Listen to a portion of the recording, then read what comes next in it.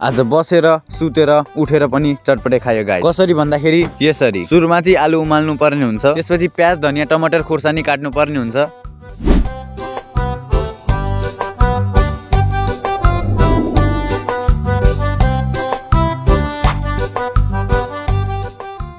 आलु उम्लिसकेपछि आलुलाई केलाउनु पर्ने हुन्छ।